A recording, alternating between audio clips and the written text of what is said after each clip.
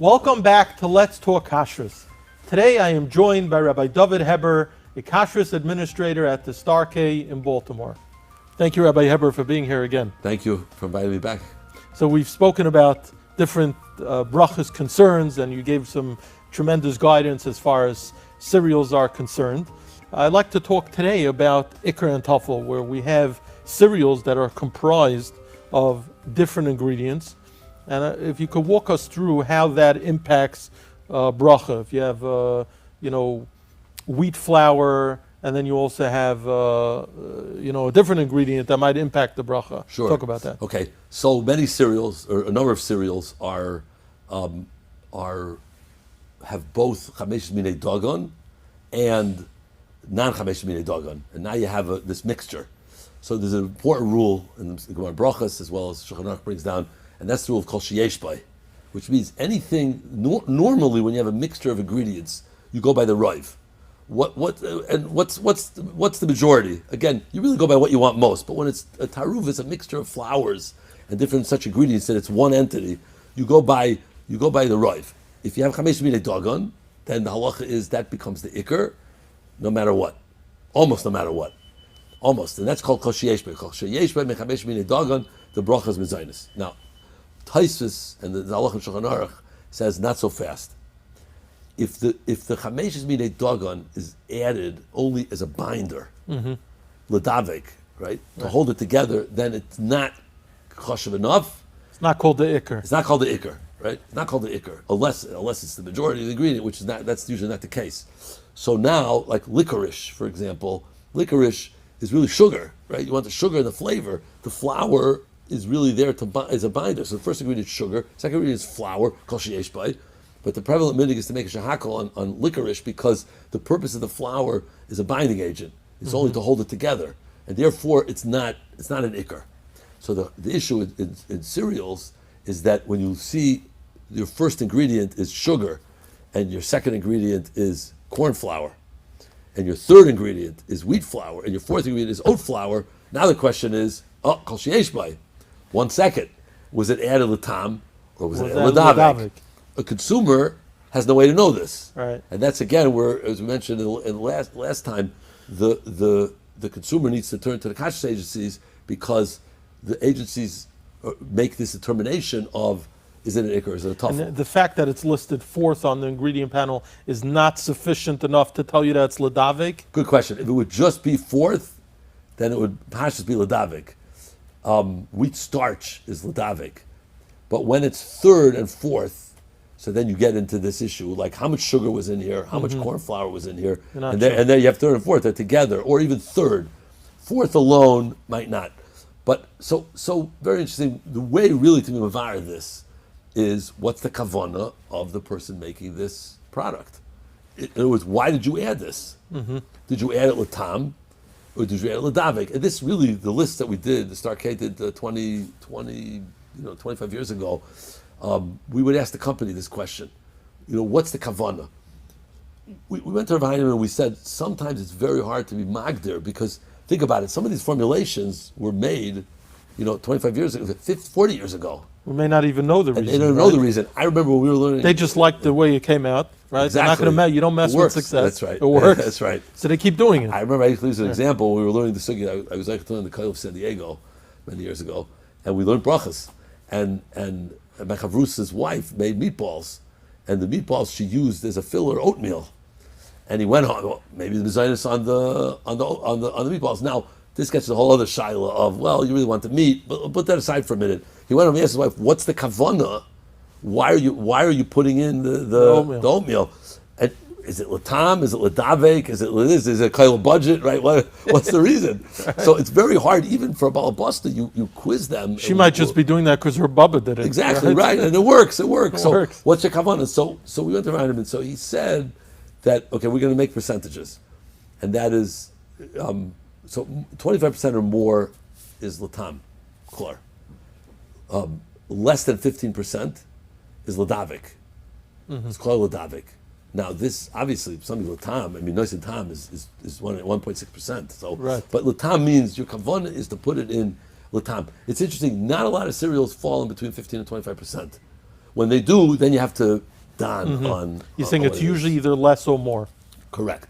So something like Fruit Loop cereal is going to be mezainis, because in Fruit Loops you have the amount of chamesh minei dagan is enough. That's What's gonna the make first it- ingredient? Sugar? So sugar. So I forgot, it's sugar, corn, or corn sugar, or maybe only sugar. I think it's. And then wheat sugar, is corn. later And wheat, on. Correct. So I don't know chlor, what if it's sugar and corn, or corn and then sugar, or just or sugar is definitely up there.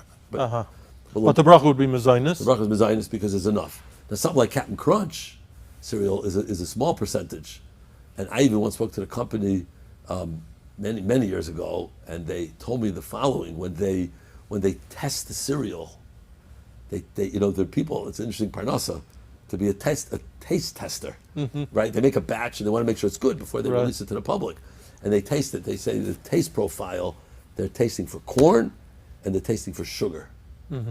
And that's what they're looking for. So if the sugar is a little bit too sugary, puzzle. If it's not enough sugar, not sweet enough, Also. puzzle. Corn, a little this way, a little that way. Most consumers can't even tell the corn. Like you can taste sugar, but like what's corn? But if you're a professional, then you can taste it. Like- And they said we don't. Our taste testers don't taste for the oat profile in here. And therefore, that was a raya. And plus, we found that it was a lower percentage. That was a raya machrachas that the Brachos is shahakal on that. Now again, there may be chukadeyas on this. I won't tell you what Ryan comes out, but lamaitza, so that's chiluk and cereal. You can look at two labels and you see 1 second. This is corn and this is chamesh minei dagan. But unless you know Percentages. percentage or the kavana, which Right. or the percentages which allow you to understand this, then you're able to know what the psak on what the cereal is. Now, on this topic, talk about gluten-free cereals. Right, so gluten-free. So gluten-free are going to be, so gluten-free cereals are typically going to be free of, the real gluten-free cereals are going to be free of chamesh minei dagan, and therefore they're going to be a shahakal. Now, however, some might have some oat content, but where this really spills over to are rolls. Gluten-free, this is really leaving a little breakfast topic, but it's such a hush of a topic, and it's the geya, kashrus, because we're giving hachsherim on, an array of baked goods, and now you have recipes that use other ingredients in order to make these rolls or the bread. Gluten-free. But here's the issue. If a person is totally gluten-free, they get sick from it, so they're pater. They're pater from Suda Shabbos because they get sick. Can't tolerate I know someone who told me, they bench because they get so sick. Matzah, they push themselves, and even though they're sick for a few days, whatever, their stomach, they're willing to do it for the mitzvah matzah, and that's it, right? But so we're not talking about that because they're not going to eat it at all. But there's some people who need a limited amount they could only manage on a limited amount of chamesh minei dagan. They could get by limited. Oats are the least problematic. So what they want to do is they want to have an oat, gluten-free oat roll in order to be yaitz Suda Shabbos. So here you get into all sorts of issues because if you have a little bit of oat flour, so here you might have 15% oat in your roll, and it's enough to trigger hamaitzi because it's added latam. The rest of it is going to be xanthan gum and tapioca flour, which are all shahakals. They're not chamesh minei dagan. You get a hamaitzi, but 1 second, have you been yaitz Suda Shabbos? Right. Because you need a kazayas of pas in order to have Suda Shabbos. So what's a kazayas of pas? So here, it's not going to be triggered by kol sheyesh bai. That's going to make you make the hamaitzi because it's a roll, but it's not a bread. But it's not going to necessarily allow you to have the hamaitzi to be yaitz Suda Shabbos. And for benching as well. And for benching also. The easiest way out is to have 51% amongst the flours.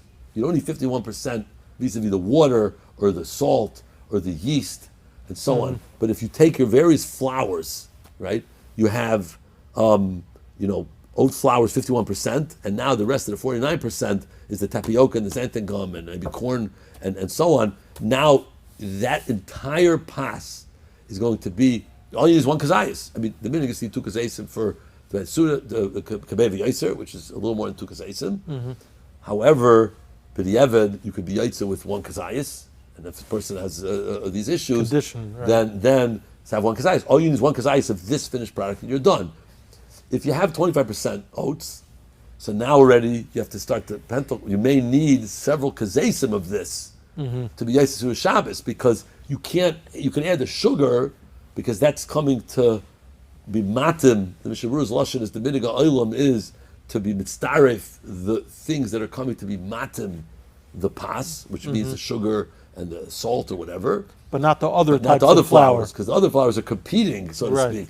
So Right. now you got to down what percentage is in here. You may need 2 or 3 kazesim of Right, this. because only 30 or 35% of what you're eating qualifies. Correct. So now you need Right. 3 kazesim. Right. So now it's a little yeskar of seder. You're trying to minimize. You're going to have 3 kazesim of 25%. You might be better off making a roll with 51%. Right. Very, very negeya and very, very important. Very interesting. Okay. Thank you so much for shedding light Thank you on very this much. important Good. topic. Thank you.